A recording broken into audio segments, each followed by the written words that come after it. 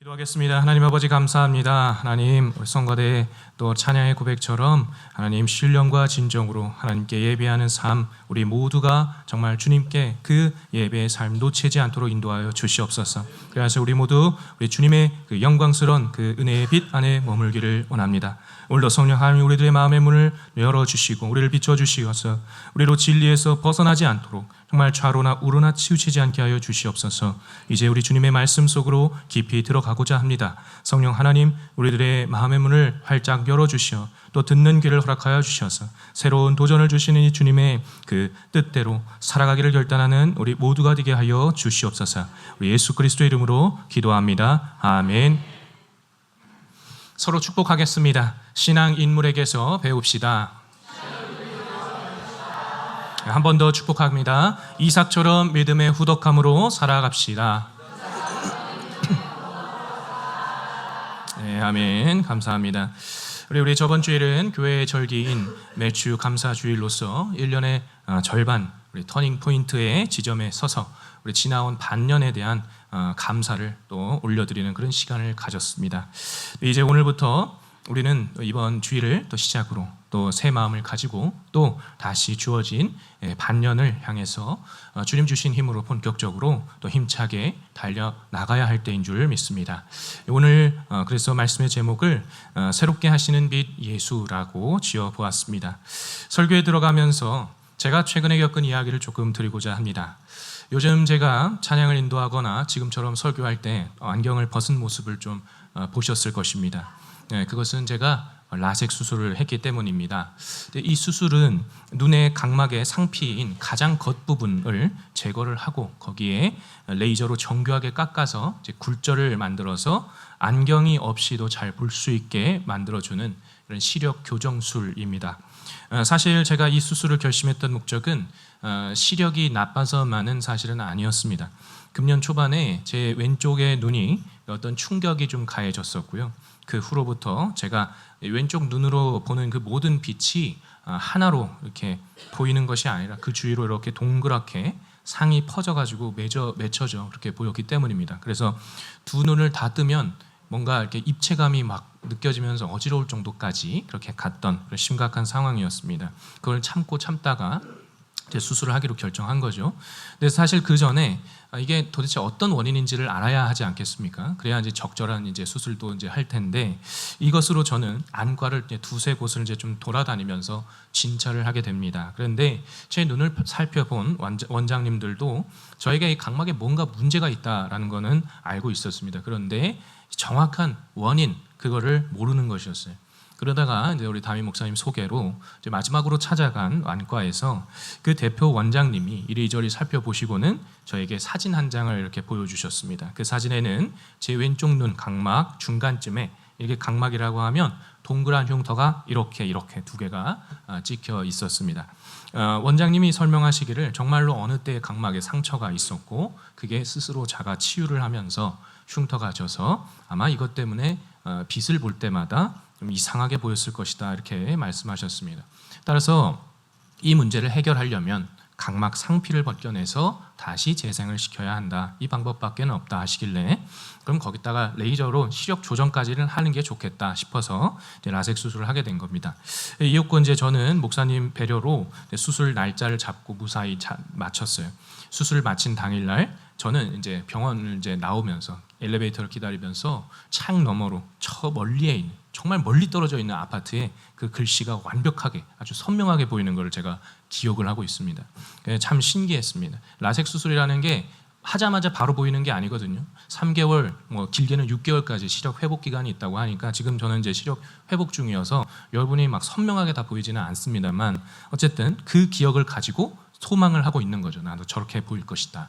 이게 그래서 설레는 마음으로 지금도 이제 있지만 설레는 마음으로 그때 당시는 정말 큰 설레는 마음으로 집에 왔어요. 그런데 그때부터 시작이 마취가 풀리면서 그때부터 제 눈에 아주 무서운 고통이 파고들기 시작합니다.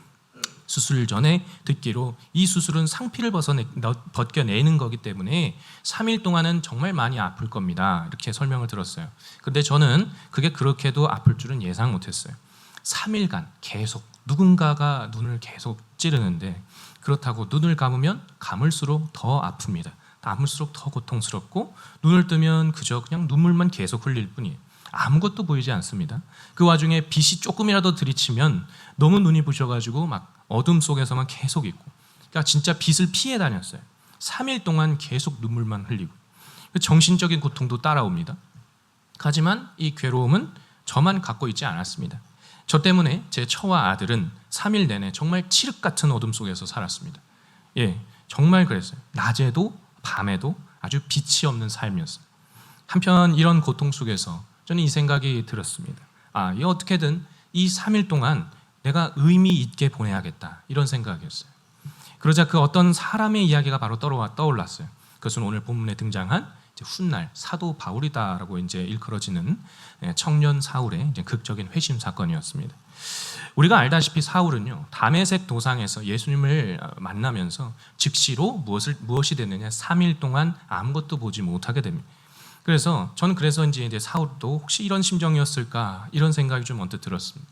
그러면서 저는 그간 제가 달려왔던 그런 사명의 길이다라고 생각했던 것을 어쨌든 제가 할 수가 없으니 지금 다 잠시 멈추고 침착하게 저의 모습을 돌아보면서 숨을 고르는 그런 시간을 좀 갖게 되었습니다. 오늘 저와 여러분 모두 사울의 회심 사건을 통해서 지나온 이 반년의 길을 좀 돌아보면서 또한 또다시 주어진 이 반년의 시간에 새 힘을 얻어서 또 출발하는 모두가 되시기를 축복합니다. 우리 성경에는요, 예수 그리스도를 만나서 그 인생이 180도 뒤바뀐 그런 사람들이 등장하죠. 그런데 그 중에서도 단연 사도 바울만큼 예수님을 극적으로 만나서 그 인생이 극적으로 변화된 사람도 없을 것입니다. 이 사람은 나중에 정말 위대한 업적을 남긴 그런 사도로 지금까지 우리에게 회자되고 있지만, 그도 처음에는 예수님의 제자들을 몹시 핍박했던 그런 흑역사가 있었던 사람입니다. 지금 이 본문에서는 사울이라고 나오기 때문에 이 사람이 이제 또, 그리고 제가 바울의 청년 시절 그 힘을 언급했기 때문에 그냥 본문대로 사울이라고 제가 말하도록 하겠습니다. 사울이 다메섹으로 가는 길에서 부활승천하신 그 예수님을 만난 사건이 바로 그 회심 사건인데요. 그리고 이것은 단연 그의 생애 중 가장 극적인 사건이죠. 그래서인지 이 내용은요, 오늘 이 사도행전 9장뿐만 아니라 뒤에 보시면 22장과 26장에서 동일하게 반복해서 나옵니다. 참으로 이 사건은 그가 이방인의 사도로서 부름받게 되는 그런 터닝 포인트이면서 동시에 그에게 새 시작점인 것입니다. 그의 과거는 어땠습니까? 갈라디아서 1장 13절 14절을 참고하면 그가 고백하기를 본인이 유대교를 지나치게 믿어서 그 열심히 지나쳐서 예수 믿는 자들의 모임인 교회를 심히 박해하여 멸했다라고까지 말하는 것을 볼 수 있습니다. 오늘 본문 1절에 보시면 위협과 살기가 등등하여 라고 이렇게 말씀을 하는데, 이 말씀은 원어를 보면 그가 마치 맹수처럼 정말 살기가 가득한 상태로 예수 믿는 사람들을 잡아서 예루살렘으로 호송하려고 이제 공문 받아갖고 다메섹으로 가고 있었다라는 거예요. 아주 맹수처럼 막 살기가 막 가득한 상태로 씩씩대면서요. 그런데 그때였습니다. 어떤 강력한 빛이 하늘로부터 이게 사울을 둘러 비추는 것이었습니다. 그 빛이 순간 너무나도 강해서 그는 그만 눈이 멀면서 땅으로 거꾸러졌습니다. 그리고 몸을 추스리기도 못하는 그 시점에서 하늘로부터 또 음성이 들리는 거죠. 사울아 사울아 네가 어찌하여 나를 핍박하느냐. 그러니까 이제 사울이 곧 무릎을 이제 고쳐서 꿇고서 주여 누구시니까 이렇게 묻죠. 그때 주님은 나는 네가 박해하는 예수라 이렇게 말씀하십니다. 사울은 그때 처음 예수님의 음성을 들었던 것입니다. 그때 그는 분명 눈은 떴으나 눈꺼풀은 떴으나 보지 못했어요. 그래서 주위 사람의 부축을 받고 다메섹의 직가라는 동네로 이제 들어갔고요. 그때부터 식음을 전폐하며 3일 동안 기도를 합니다. 그것도 진짜 3일 동안 맹인인 채로 말이죠. 얼마나 당황스러웠겠습니까? 얼마나 무서웠겠습니까? 하늘에서 이제껏 본 적 없는 빛이 그를 둘러서 쐬는 걸 경험했는데, 그리고 또 동시에 한 번도 듣지 못한 음성을 듣고, 또 심지어 지금 그는 눈이 멀었다는 거죠. 사울은 순식간에 이 세 개의 충격적인 일을 단번에 경험을 합니다. 여기서 우리가 먼저 더 주목해 볼 것은 무엇이냐? 사울은 지금 맹인이 되었다는 것입니다. 혹시 여러분 중에 저처럼 수술을 했거나 어떤 이유로 3일 동안 앞을 보지 못하신 적 있습니까? 내 의식은 또렷하게 살아있고 눈꺼풀은 분명히 열었는데 아무리 앞을 보려고 해도 내 마음대로 보이지 않는 거 말이죠. 어제까지 분명 잘 보던 내가, 보고 싶은 거 다 봤던 내가 갑자기 한순간에 앞이 안 보일 때 별별 생각이 다 들 것이고 정신이 나갔다 들어오기를 아주 몇 번은 반복하게 될 것입니다. 그만큼 우리에게 있어서 눈이라는 것은 우리 몸에서 정말 매우 큰 가치가 있다고 여겨지는 장기입니다. 그런데 그가 눈이 멀었다는 거죠. 왜 그렇게 되었을까요? 일단 이 빛은요, 그냥 태양빛이 아닙니다. 예수님의 빛, 예수 그리스도의 거룩한 빛이에요. 그 거룩한 빛은 그가 감당할 수 있는 빛이 아니었기 때문입니다. 사울에게 임한 빛은요, 어둠을 밝히는 빛이고요, 진실을 밝히는 빛이고요, 숨어있는 모든 거짓을 온전히 폭로해버리는 빛이에요. 진실로 예수 그리스도의 빛은 그런 빛인데, 그런 인간이, 죄인 인간이 감당할 수 있는 빛이었겠느냐라는 것입니다. 당시 그는 죄로 가득한 육신으로 그 빛을 근데 직접 경험해버렸어요. 그러니 자신의 눈이 멀게 된 것이죠. 그뿐만이 아닙니다. 이제 그는 그가 속한 바리새인 집단이 일명 저주받은 자다라고 손가락질하는 그 맹인이 되었습니다. 즉 그의 신분이 어떻게 떨어질 위험이 생긴 것이죠. 그는 당대에서 정말 최고로 존경받던 가말리엘이라는 사람의 문화에 속했던 자입니다. 그 제자였어요. 그 높은 자리에서 이제는 손가락질 받는 가장 최하층의 자리까지 한순간에 곤두박질 친 것입니다. 그는 이제껏 자기가 맞다고 여겼고 자신 있게 하던 그 모든 일을 한순간에 잃어버리고 부정당한 기분까지 느꼈을 것입니다. 그때 그는 제일 먼저 이런 생각이 들었을 겁니다. 내가 믿어왔고 열심을 다해서 해왔던 이 모든 것들이 다 거짓이었나? 이런 생각이. 또는 나는 지금 이제 벌 받는 것인가? 난 앞으로 어떻게 되는 거지? 이 맹인들처럼, 그 맹인들처럼 구걸하며 다녀야 하나? 이런 생각까지 분명 그렇게 행했을 것입니다. 이런 사울을 설명해주는 말씀이 있습니다. 그것은 본문 8절입니다. 사울이 눈을 떴는데 아무것도 보이지 않았고 부축을 받았다라고 하죠. 이것은 현재 사울의 상태, 즉 문제점을 알려주고 있습니다. 사울은 첫 번째로 세상의 새 생각으로 가득 차서 멸망으로 치닫고 있었습니다. 바리새인이었던 사울은 예수님을 몰랐고요, 예수 믿는 자를 그래서 박해했습니다. 두 번째로 사울은 자신이 가는 길이 어떠한 길인지 전혀 모르고 있었습니다. 왜요? 육신의 눈이 멀어버렸기 때문에 이미 그가 가야 할 길의 방향을 전혀 감지하지 못하는 상황. 그래서 사람들의 부축을 받기 시작하지요. 그걸 예수님이 그렇게 빛을 쐬서 드러내신 겁니다. 사울은 결론적으로 세 번째, 빛이신 예수님을 전혀 모르고 있었다는 것입니다. 성경에서 눈이 멀었다라는 것은 육신의 눈이 멀었다라는 것뿐만 아니라 진리의 빛이신 예수님을 전혀 모른다라는 진정한 의미를 담고 있습니다. 요한복음 1장 5절에서는 빛이 어둠의 빛이 돼 어둠이 깨닫지 못하더라, 이런 말씀이 있습니다. 여기서 빛은 예수 그리스도이고 어둠은 세상입니다. 아무리 예수님이 인격적이시다 해도요, 그래서 그분의 빛은 하나님의 거룩함 그 자체이시기 때문에 그 빛은 세상편에 속했던 사울의 그 눈을 순식간에 멀게 해버렸고, 그래서 어리둥절하게 했습니다. 이처럼 어둠은 예수 그리스도를 모르는 그 어둠이라는 것은 예수 그리스도라는 그 빛을 감당하지 못한다는 거 단적으로 보여주고 있는 것입니다. 이러한 정황들 속에서 우리는 오늘 본문이 말씀하시는 교훈에 귀를 좀 기울여 보겠습니다. 첫 번째로 예수님의 빛은 잘못된 걸음을 멈춰 세우는 긴급 제동 장치다라는 것입니다. 본문의 3절과 4절 말씀을 함께 읽겠습니다. 사울이 길을 가다가 다메섹에 가까이 이르더니 호련히 하늘로부터 빛이 그를 둘러 비추는지라 땅에 엎드려져 들음에 소리가 있어 이르시되 사울아 사울아 내가 어찌하여 나를 박해하느냐 하시거늘. 아멘. 어둠 속을 달리더니 사울의 입장에서 볼 때 예수님이 비춘 빛은 장애물이었습니다. 사울의 입장에서 분명 장애물이죠. 그런데 예수님의 빛은 그 잘못된 방향으로 가는 사울을 바로 멈추는 그런 빛이었습니다. 특별히 본문 4절에 사울아 내가 어찌하여 나를 박해하느냐, 바로 지금 이것에 좀 집중해 봅니다. 이것은 사울을 효과적으로 멈추게 하는 말씀이었습니다. 왜 그런지 한번 살펴봅니다. 거기에 사울아 사울아라고 이제 예수님이 부르시죠. 거기서부터 보시면 사울 본인은 이 분을 지금 처음 뵙는데 예수님은 사울을 지금 처음부터 아셨다는 듯이 사울에게 말하고 있어요. 그것부터가 사울에게는 지금 물음표가 던져지는 거죠. 누구지? 어떻게 나를 알고 있지? 이거죠. 그리고 두 번째, 네가 어찌하여 나를 박해하느냐. 자, 여기서 나를이라는 것에 좀 집중해 봅니다. 사울은 분명 예수 그리스도를 믿는 사람들을 잡으러 다녔는데 예수님은 지금 사울이 예수님 자신을 지금 박해한다 이렇게 말씀을 하고 있으니 그는 또 놀라서 이게 뭐지? 하고 멈춰섰을 겁니다. 자, 이게 뭐지라고 물음표를 우리가 들었을 때는 가던 길을 분명히 멈추고 생각한다라는 것이죠. 그렇게 예수님 그렇게 사울을 멈춰 세웠다라는 겁니다. 요즘 뉴스에 좀 심심치 않게 올라오는 그런 사고가 하나 있는데 급발진 사고입니다. 급발진 사고요. 그 중에서 좀 기억에 남는 사고가 하나 있는데 2022년 12월 강릉에서 손자를 태우고 운전을 하던 할머니의 이 티볼리라는 지금 그 이름의 사진에 지금 나오죠. 저기 그 막 흙을 뒤에 이렇게 막 먼지를 일으키면서 순간 쫙 이렇게 넘어가는 그걸 보면 알 수 있습니다. 저 티볼리라는 이름의 이 자동차가 급발진을 일으켜가지고 저렇게 된 건데 12살 된 그 손자 이도현 군이 결국에 그 자리에서 이제 사망을 했고요. 할머니만 그렇게 이제 살았던 그런 끔찍한 사건이 있었죠.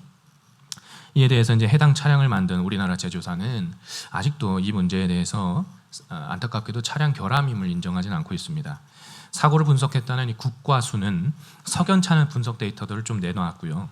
이거는 이제 할머니의 100% 과실이다 이렇게 이제 여겼죠. 그래서 근데 다행히 그래도 할머니는 현재 이제 무혐의 처분을 받은 상태이지만 이에 고 이도현 군의 이제 유가족은 본인들이 틀리지 않았음을 증명하고 이건 분명 급발진이다, 급발진 사고다. 이렇게 증명하고 이제 앞으로 이런 일이 다시 생기지 않기 위해서 해당 차량의 제조사를 상대로 이제 민사 소송을 냈어요. 그리고 동일한 모델의 차량과 함께 관련 전문가를 수소문 하고요. 그 다음에 이제 법원에서 선정을 한 감정인의 참관 하에 그 사고 때와 같은 조건을 갖추고 2024년에 4월 강릉 급발진 의심 사고와 관련된 재연 시험을 하게 됩니다. 그 시험 결과 운전자인 그 할머니는 페달 조작에 아무런 잘못이 없었고 사고 당시 차량 결함으로 급발진 사고가 일어났다. 이런 판단에 무게가 실리고 있습니다. 그 중요한 판단의 근거는 당시 해당 차량에 장착되어 있었던 자동 긴급 제동 장치가 제대로 작동하지 않았다라는 것입니다. 이 자동 긴급 제동 장치 줄여서 AEBS라고도 하는데요. 이 장치는 가속 페달을 밟든 안 밟든 전방에 차량이나 보행자, 자전거 등이 특정 거리에서 감지가 된다 그러면 해당 차량을 무조건 멈춰 세우는 그런 장치입니다. 참고로 우리 교회 흰색 카니발 차량도요. 이 기능이 탑재되어 있습니다. 그래서 저도 한번 어쩌다가 경험을 한 바가 있습니다. 이에 따라서 유족들은 이것이 오작동했었다라는 것을 증명하는 그런 시험을 하게 됐고요. 증명을 해내었습니다. 그러면서 이 유가족들은 이 시스템이 정상 작동하기만 이거는 시스템이 항상 작동하도록 되어 있어야 돼요. 근데 이 작동이 안 됐었다는 거죠. 그 시스템이 계속 정상 작동 중이기만 했어도 이런 참사가 일어나지 않았을 것이다 이렇게 주장을 하고 있어요. 따라서 현재 그 신빙성 있는 결과를 내놓은 유가족 측의 이 주장이 좀 더 유리해진 상황이죠. 그런데 상황이 불리해진 제조사 측은 여러 가지로 이제 불복을 하고 반박하고 있어서 아직은 좀 판결이 좀 더 필요한 상황입니다. 그런데 우리가 진짜로 집중해야 될 것은 뭐냐? 그게 뭐 어떻게 결과가 났냐 이게 아니라 그게 사실이든 아니든 변하지 않는 사실이 하나 있다라는 거죠. 만일 우리도 그 상황에서 긴급 제동 장치가 제대로 작동하지 않으면 우리의 목숨은 당연히 위험해질 수밖에 없다는 것입니다. 그래서 이 제동 장치는 다른 어떤 기능보다 우선 더 신경 써야 되고 우선 작동되어야 할 장치다라는 겁니다. 이것을 우리 삶의 언어로 좀 한번 바꿔서 표현해 볼까요? 내가 내 뜻대로 내 계획대로 이것이 틀림없이 맞다고 생각해서 풀 악셀을 그냥 밟은 것처럼 쫙 악착같이 앞만 보고 막 열심히 달려가고 있는데 그래도 부족하다 여기고 있는데 갑자기 생각지도 못한 일이 팡 터지면서 내 계획이 막 틀어지거나 막히게 되는 경우예요. 그때 우리 모두는 좀 당황스러워서 막 잠시 멈출 것입니다. 그리고 이렇게 생각하죠. 뭐가 잘못된 거지? 이거 뭐지? 이런 생각을 하죠. 그런데 지나놓고 보면요. 이런 멈춤의 시간이 있어서 오히려 다행이었다고 또 은혜였다고 고백하는 경우가 있을 것입니다. 분명히 있었을 것입니다. 한 번 이상 분명히 여러분들 중에도 경험해 보셨을 것입니다. 이것이 바로 무엇이냐? 멈추심의 은혜입니다. 이처럼 잘못된 길로 폭주하며 나아가고 있는 사람들에게 당장 필요한 것은 무엇이냐? 영적 브레이크이고 그것도 긴급 제동 장치, 즉 멈추심의 은혜다라는 겁니다. 본문에서는요, 주님이 사울에게 오셔서 급히 멈추셨습니다. 이를 통해서 사울은 목숨을 건졌으며 결과적으로 이 기점으로 그리고 그는 기독교 역사에 아주 큰 획을 긋는 이방인의 사도이자 선교사가 되죠. 이것을 보면 오늘 세상 사람들, 오늘 사는 세상 사람들이나 우리 그리스도인들에게도 이 멈춤의 은혜가 필요합니다. 이 멈추심의 은혜 날마다 필요하고요, 언제나 필요합니다. 왜냐하면 우리는 이 세상을 사는 동안에 빛이 없으면 흑암 가운데 가다가 부딪혀서 사고가 크게 나거나 떨어져서 죽기 쉬운 그런 자들이기 때문이에요. 사고가 나서 죽기 쉬운 자들이에요. 그래서 어디까지 어떻게 달려갔는지, 언제 멈춰야 하는지도 그럼 모르는 삶을 지금 살고 있다는 겁니다. 빛이 없으면. 이 때문에 다윗은 시편 119편 105절에서 주의 말씀은 내 발의 등이요 내 길의 빛이니이다, 이렇게 고백합니다. 빛은 우리로 정말 잘 갈 수 있도록 또 보여주기도 하지만 때때로 잘 멈출 수 있도록 우리의 시야를 우리에게 보여주는 거, 환히 비춰주는 거예요. 주님은 우리의 가는 길이 잘못되지 않도록 그 빛이신 말씀으로 비추어서 때로는 멈추게 하신다는 거예요. 그러기에 우리가 어둠 속에서 길을 갈 때 어디까지 왔는지, 그 길을 잘 가고 있는지 아는 방법은 무엇입니까? 말씀으로 계속 비추고 또 비추는 방법밖에는 없다는 거예요. 이 퍽퍽한 세상에서 정말 최선을 다해 살아가는 우리 성도님 여러분들께 죄송하지만 멈추십시오라고 이렇게 말한다는 것은 어떻게 보면 참 어색하고 또 불편한 도전적인 말씀이 될 수 있습니다. 그러나 급할수록 돌아가라, 이 말씀이 있어요. 돌아가기 위해서, 이 속담 돌아가기 위해서는 일단 멈춰야 하고 방향을 바꿔야 되죠. 정말 멈춰야 되는 거죠. 그것이 그리스도인인 우리에게 멈추심의 은혜가 시작되는 거예요. 그 멈추심의 은혜를 경험할 수 있는 방법은 말씀을 읽든 예배를 드리든 정말 다양한 방법들이 있겠지만 오늘과 같은 정말 주일일수록 우리가 정말 세상 가운데 하던 일을 잠시 쉬고 주님의 이 진리에 집중하면서 경험할 수 있는 사실입니다. 그때 우리의 영혼이 비로소 참된 안식을 얻는 시간인 것입니다. 그런 의미에서 여러분 한번 서로 축복해 봅시다. 멈추심의 은혜를 누립시다. 네, 감사합니다. 자, 이런 은혜가 여러분 모두에게 충만하게 임하시기를 축복합니다. 두 번째로 예수님은 사울의 현주소를 보이시고 새롭게 인도하십니다. 본문 5절에서 8절 말씀을 함께 교독해 보겠습니다. 제가 먼저 읽습니다. 대답하되 주여 누구시니까? 이르시되 나는 네가 박해하는 예수라.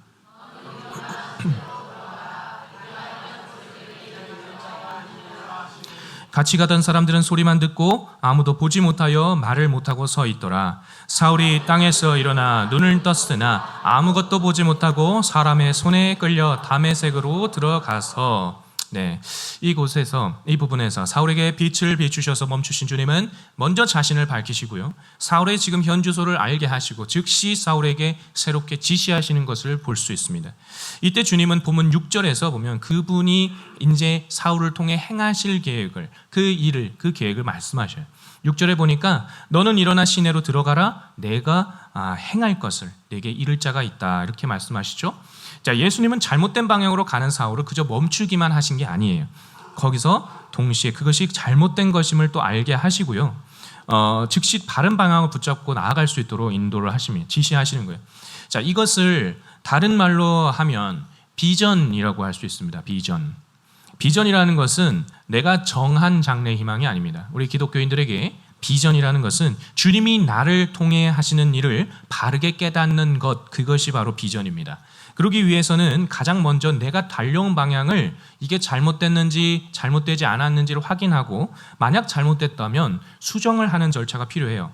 바울은 하나님 뜻과 정반대의 잘못된 방향으로 열심을 냈었죠. 하나님 속도 모르고 이 길이 맞다라고 그렇게 열심히 한 거죠. 이것을 자기 열심이라고 합니다. 이렇게 잘못된 방향으로 내는 열심은 하나님을 방해하는 큰 장애물이 된다라는 겁니다. 지금 현재 우리 담임 목사님께서 현재 미국 교회를 탐방 중이십니다. 그런데 혹시 지금 제가 소개할 교회도 혹시 방문하셨는지는 모르겠습니다만 미국에서 이제 영향력이 큰 10대 교회 중에 하나인 노스코스트 교회라고 있는데요. 이 교회 담임 목사님으로 섬기시는 레리 오스본이라는 이 목사님, 이분이 이제 특별히 교회 안팎에서 이제 크리스천 리더들이 각자 이 맡은 역할 가운데 하나님께 그렇게 이제 통해서 하나님께 영광을 돌리도록 그렇게 돕는 어떤 리더십 컨설턴트나 또는 어떤 교회 개척자를 위한 어떤 강연자로 지금도 활약하고 있습니다. 특별히 그분이 지은 책에는 리더십과 영적 성장, 제자 훈련에 탁월한 그런 좋은 도움을 주는 그런 책들이 좀 덜어 있는데요. 그 책들 중에 하나를 소개합니다. 당신의 열심이 위험한 이유라는 책입니다. 레리 오스본 목사님은 이 책의 내용을 7개의 챕터별로 나눠서 현대 그리스도인들에게서 나타나는 바리새인적인 신앙 행태, 즉 율법주의식 열정에 대해서 경고를 하고 있습니다. 그 책의 첫 번째 챕터를 요약하면 오늘날의 그리스도인들은 분명 의도하지는 않았지만 자신도 모르는 새에 어느 순간 바리새인의 모습을 지닌 채로 살아간다는 거예요. 그러면서 근데 그 문제는 어긋난 영적인 열심, 즉 성경의 핵심 예수 그리스도와 맞닿아 있지 않는 그냥 자기 열심, 주를 향한 자기 멋대로의 그 열심이라고 하면서 이것은 열성적인 사람은 물론이고 그 열심의 피해자들을 포함한 모든 사람에게 상처를 줄 수 있다. 상처를 안겨준다. 이렇게 말하죠. 그러면서 이 책의 2부에서는요. 자기도 모르게 바리새인이 되어버린 자들이 자신이 정한 기준에 미치지 못하는 사람을 보고 날라리라고 비판하기도 하고 비난하기도 하고 업신여기기도 하고요. 그러면서 이 마음은 결국 정말 모든 걸 다 파괴해버린다. 이렇게 말하고 있는 거예요. 저자는 심지어 이 같은 현상을요. 뭐라고 하느냐? 암과 같다라고 합니다. 그러면서 주님을 기쁘시게 하기 원한다면 반드시 이것을 자신의 거울 속에서 발견을 하고 무슨 수를 써서라도 즉시 제거해버려야 된다는 겁니다. 여러분 아직도 정복 못한 거 암이죠. 네, 암이 왜 무섭습니까? 급속도로 전이 되는 것, 그것 때문이에요. 한 곳에 있는 게 아니라 다 그냥 전이가 돼버려서 손 쓸 수가 없는 지경에까지 이르는 거, 그것 때문입니다. 그런데 이런 부류가 암과 같다라는 이 표현이 여러분들 중에는 이거 너무 심한 말 아니야? 이런 생각이 들 수도 있어요. 그런데요, 예수님이 마태복음 16장에서 바리새인의 누룩을 조심하라 이렇게 말씀하시기도 했고요. 그 누룩이 퍼지는 거거든요. 그리고 마태복음 23장 13절 36절까지 걸쳐서 예수님이 아주 무섭게 아주 7번이나 화 있을진저 외식하는 서기관들과 바리새인들이여 이렇게 거듭거듭 선포를 하시면서 서기관들과 바리새인들을 향해서 이 독설에 가까운 그런 말씀을 계속 쏟아내시는 거예요. 그러면서 시작 부분에 너희는 천국 문을 닫고 아무도 들어가지 못하게 한다 부터 이렇게 시작해서 배나 지옥 자식 되게 한다, 또는 눈 가리고 아웅식이 그런 율법 지키는 척 좀 그만해라, 이 말씀도 하시고요. 심지어 33절에서는 죄송한 표현입니다. 독사의 새끼들아 이렇게 욕설까지 하시고 진짜 욕이에요. 이것만 봐도 당시 바리새인들은 동시대를 살아가는 사람들 모두에게 진실로 암덩어리 같은 존재였다는 것을 확인할 수가 있습니다. 그런데 더 나아가서 그 주님의 독설 속에서도 제 눈에 유독 튀어오르는 특별한 부분이 하나 있었습니다. 그 마태복음 23장에 보면 16절에 화 있을진저 눈먼 인도자여, 또 17절에 어리석은 맹인들이요, 또 19절에 맹인들이요, 24절에 맹인된 인도자여, 26절에 눈먼 바리새인이여 이렇게 말씀하십니다. 그렇습니다. 예수님은 이들을 보고 이 독사들아 너희들이 진짜 맹인이야 이렇게 그들의 현 주소를 그렇게 폭로하시는 거예요. 사실 바리새인들은 예수님이 성전을 청결케 하시면서 처음 등장을 했을 때 예수 그는 누구인가 가유뚱하며 물음표를 던졌어요. 그러다 세례 요한이 죽는 시점에서 세례 요한을 따르던 이 회중들이 예수님께로 전부 다 쏠려가니까 예수 그는 우리의 적이다 이렇게 했다가 나중에는 하나님과 같다라고 그렇게 해버리니까 예수 반드시 죽여야 할 사람이야 이렇게 낙인을 찍었던 사람들이에요. 어찌나 예수님 사역을 방해했든지 이들은 자기들이 데리고 다니는 이 회중들을 빼앗기지 않으려고 아주 애를 쓰면서 예수님과 제자들을 관찰하고 따라다니면서 예수님을 시험하고 특별히 안식일에 이 병 고친 일로 아주 시비를 많이 걸고요. 결국 그걸로 예수님 신성 모독으로 몰아서 결국 그렇게 죽였던 그 장본인들이 누구냐? 바로 이 바리새인 세력이에요. 물론 사두개인 세력도 있겠지만 이 바리새인 세력이 그 중에 하나였습니다. 오늘 본문의 사울도 지금 그런 바리새인이었습니다. 왜 그렇습니까? 오늘 본문은 예수님 앞에서 사울이 바리새인으로서 영적인 맹인으로 살고 있었다, 이것을 분명 드러냈기 때문입니다. 그렇게 예수님은 실제로 사울을 잠깐 실제 맹인으로 만드심으로써 그간 그의 잘못된 점을 깨닫게 하시고 그 위에 하나님 나라를 위한 이 새롭고 바른 비전을 얹어주셨습니다. 본문 15절 말씀 다 함께 읽겠습니다. 주께서 이르시되 가라, 이 사람은 내 이름을 이방인과 임금들과 이스라엘 자손들에게 전하기 위하여 택한 나의 그릇이라. 아멘. 자, 이 말씀은 사울에게 하신 말씀이 아니라 주님이 제자 아나니아에게 먼저 하신 말씀이에요. 아나니아에게 주님은 이 사울을 주님의 보배로운 진리를 담은 복음 전도자 또 선교사로 세워서 이 복음을 세계 만방에 전할 계획을 말씀하셨어요. 그래서 주님은 때가 돼서 사울을 부르신 것뿐입니다. 갈라디아서 1장 15절 16절에는 훗날 그가 사도가 된 내력이 나옵니다. 자막을 보면 이것도 한번 함께 읽어보겠습니다. 그러나 내 어머니의 태로부터 나를 택정하시고 그의 은혜로 나를 부르신 이가 그의 아들을 이방에 전하기 위하여 그를 내 속에 나타내시기를 기뻐하셨을 때에 내가 곧 혈육과 의논하지 아니하고. 아멘. 자, 사울은 훗날 사도로서 자신의 과거를 회고할 때, 자, 예수님이 나를 이미 태어나기 전부터 택정을 하셔서 이방을 위한 사도로 세우셨다, 이렇게 말씀합니다. 바로 이것이 그가 예수님을 만나서 옳게 붙잡게 된 방향, 즉 비전인 것입니다. 또한 이것은 사울에게 있어 그의 부끄러운 과거 흑역사였음과 동시에 두고두고 또 아주 큰 그 은혜로 기억되는 일이었고요. 그때 주님께서 사울을 멈춰 세워서 그의 방향을 바르게 수정해 주시지 않았더라면 어떻게 됐을까요? 어떻게 됐을까요? 사울은 한낱 그저 그냥 바리새인 중에 한 사람으로서 그렇게 잊혀져 갔을 수도 있습니다. 이러한 사도 바울의 회심을 경험한 믿음의 선진을 한 분 소개해보고자 합니다. 한국의 사도 바울이라 불렸던 이기풍 목사님입니다. 이기풍 목사님 평양에서 출생한 분으로 평양에서 한 싸움을 하던 깡패였습니다. 그는 유교 정신이 매우 강했고요. 의협심도 강했고 특별히 돌팔매를 아주 잘했던 사람이에요. 그래서 회심 전에 이 한 번은 사무엘 마펫 그 선교사님의 이 턱 아래 턱에 이제 돌을 던져가지고 피도 냈던 적이 있습니다. 그리고 이제 건축 중인 장대현 교회를 때려 부수기도 했고요. 예수를 믿는 기독교인을 막 넣는 등 그런 갖은 횡포를 일삼았던 사람입니다. 그런데 어느 날 그가 꿈을 꿉니다. 그런데 갑자기 그 방 안에 와 환해지더니 머리에 가시관을 쓴 분이 나타났던 거죠. 너무나도 눈이 부셔서 쳐다볼 수가 없었다라고 합니다. 그러면서 들은 것이 기풍아 기풍아 왜 나를 핍박하느냐? 너는 나의 증인이 될 사람이다. 그는 놀라서 깨보니까 꿈이었고요. 온몸은 땀으로 흠뻑 젖고 있었고 그는 바로 그 자리에서 엎드렸다고 합니다. 생전 눈물 한번 흘릴 줄 모르던 그의 눈에서 회개의 눈물이 아주 콧물과 뒤범벅이 돼서 한없이 흘려내렸던 거죠. 그리고 과거에 지은 수많은 죄가 꼬리에 꼬리를 물고 생각이 나서 아무리 가슴을 치고 머리를 쥐어뜯으며 통곡을 해도 이 죄는 누구에게도 사함받을 길이 없을 것 같았다라고 하죠.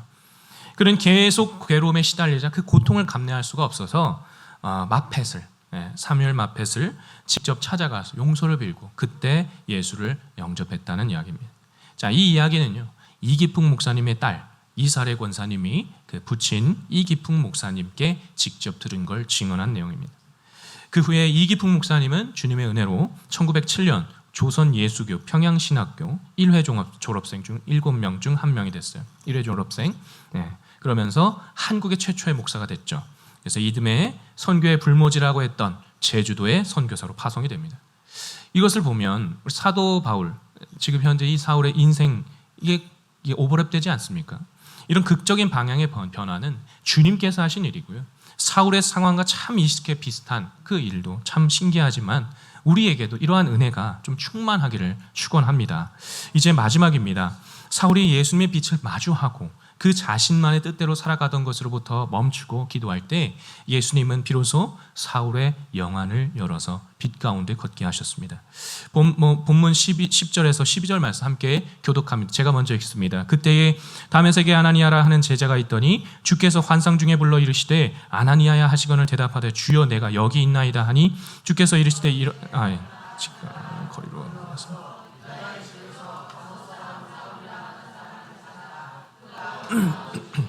함께요. 그가 아나니아라 하는 사람이 들어와서 자기에게 안수하여 다시 보게 하는 것을 보았느니라 하시거늘. 아멘.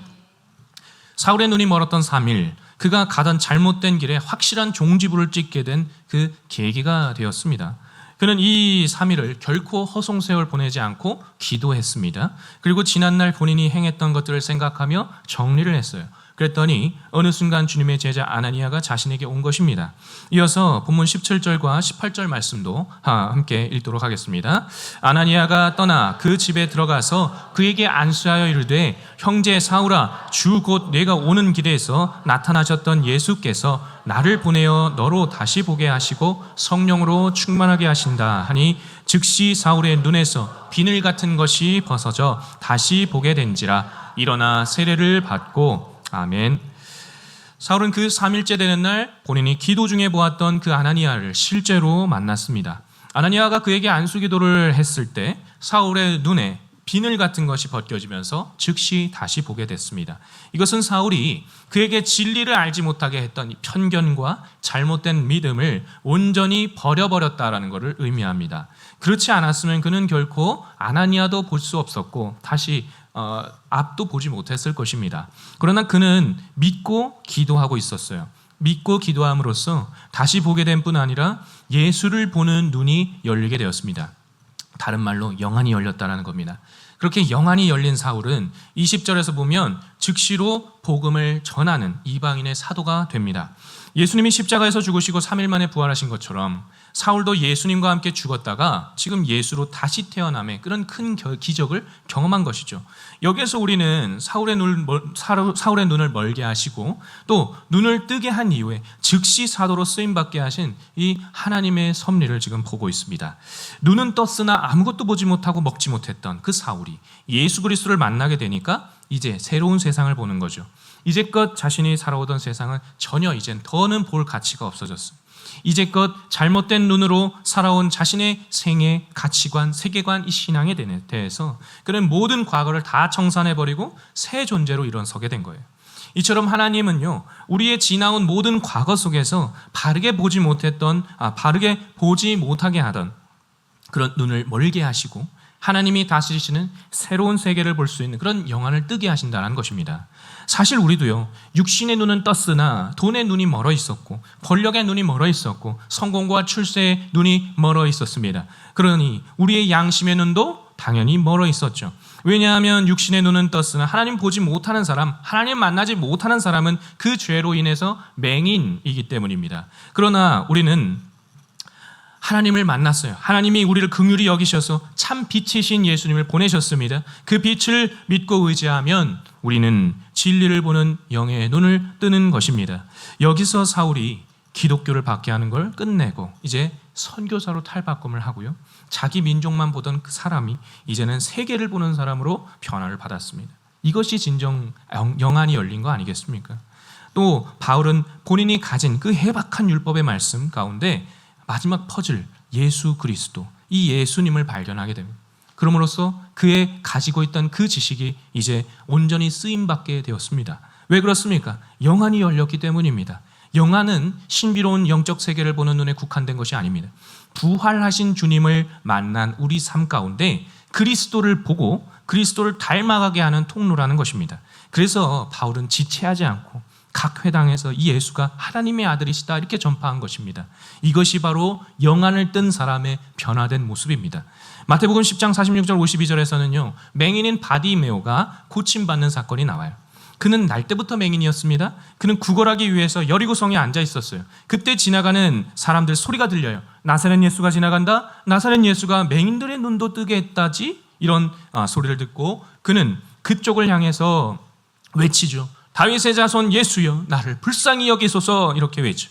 많은 사람들이 꾸짖어요. 잠잠해라, 조용해라. 그래도 그는 거기 아랑곳하지 않습니다. 더욱더 크게 다윗의 자손이여, 나를 불쌍히 여기소서. 이렇게 크게 소리쳐요. 그때 예수님께서 네게 무엇을 하길 원하느냐, 뭘 주길 원하느냐 물을 때 바디메오가 말하죠. 선생님이여, 보기를 원하나이다. 이렇게 말합니다. 그때 그의 소원이 이루어집니다. 그리고요, 그 즉시로 예수님을 따라가요. 날 때부터 맹인됐던 자가 눈을 떴으니 얼마나 볼 게 많았겠습니까? 자기 부모도 보고 싶고 고향길도 가보고 싶고 이것저것 보고 싶은 마음 정말 많았겠지만 그는 즉시로 예수를 쫓았습니다. 진실로 영안을 뜬 것이죠. 보기를 원하나이다. 이 말은 세상을 보기를 원한다는 이것이 이 의미를 넘어서 그리스도 예수를 보기를 원합니다. 이 말입니다. 그래서 그는 눈을 뜨자마자 즉시 예수를 쫓습니다. 이것이 영안을 뜬 자의 행동입니다. 영안은 어떤 상황 속에서도요, 예수님을 밝히 보는 눈이고 예수님만 쫓는 눈입니다. 은혜를 받으면 받을수록 어떤 순간에도 그 속에서 예수님을 놓치지 않습니다. 그 속에 계신 예수님을 항상 찾고 발견해요. 사울의 눈에서 이 비늘이 벗어지고 이 사울이 이제 다메섹에 들어가서 즉시 회당에 가서 예수가 하나님의 아들이시다 이렇게 전파했던 것도 바로 이 때문입니다.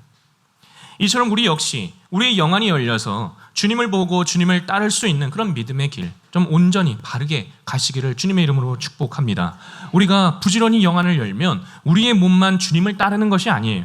우리의 말과 우리의 생각도 주님의 뜻을 따르고요, 내 모든 전인격적인 것들이 주님을 따르게 돼요. 심지어는 내 지식도, 내 명예도, 내 권세, 학식, 재산도 주님을 따라가게 되어 있습니다. 이것이 바로 영안이 열린 자가 누리는 복이에요.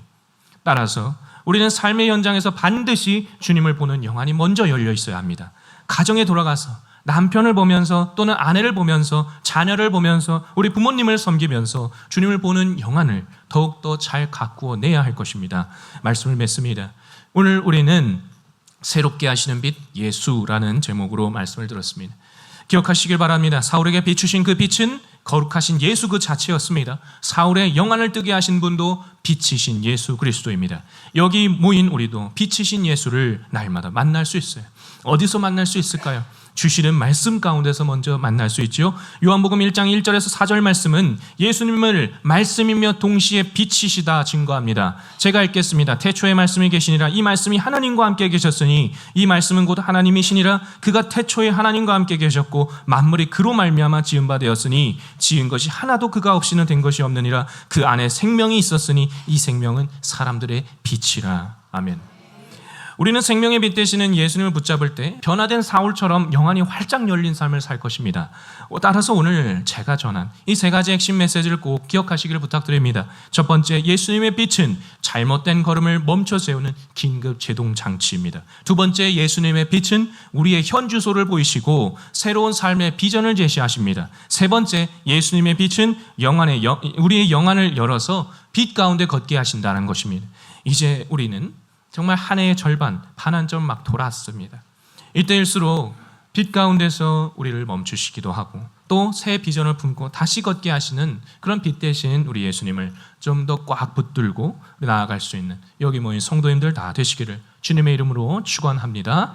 기도하겠습니다. 하나님 아버지, 오늘 우리는 혈기왕성했던 청년 사울에게 다가오셨던 그 예수님의 사랑 다시 한번 보며 깨닫습니다. 예수 그리스도의 빛은 그를 사망으로 치닫는 걸음을 막았으며 새 비전을 주시고 영안을 열어 그 빛의 길로 아름답게 걸어갈 수 있게 하셨습니다. 이러한 것을 기억하면서 오늘 우리가 세상 살아갈 동안 참으로 이해가 가지 않고 막히는 것 같고 힘든 그 시점에도 여전히 주님께서 우리와 함께 계셔서 우리에게 빛으로 계속해서 인도하고 계신다는 이 사실을 굳게 믿게 하시고 이제 지나온 반년 뒤로 하고 또다시 주어진 이 반년의 길을 갈 때 빛이신 주님의 말씀 꼭 붙들고 나아갈 수 있는 우리 모두가 되게 하여 주시옵소서. 이 모든 말씀 우리 주 예수 그리스도의 이름으로 간절히 기도하옵나이다. 아멘.